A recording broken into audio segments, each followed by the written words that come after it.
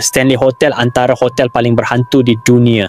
Hotel ini terletak di Estes Park, Colorado, Amerika Syarikat dan dibina pada tahun 1909. Pada awalnya ia dibina sebagai tempat percutian mewah untuk golongan kaya.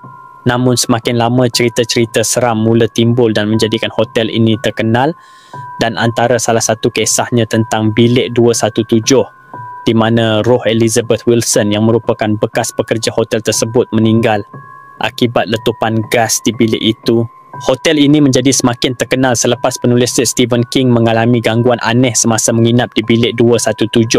Pengalaman itu memberikan inspirasi kepada novel seramnya yang terkenal, The Shining, yang kemudiannya difilmkan dan menjadi salah satu filem seram paling ikonik pada zaman itu. Dan dikatakan juga roh Flora Stanley, yang merupakan isteri pemilik hotel tersebut, sering bermain piano setiap malam dan mengganggu tetamu hotel itu.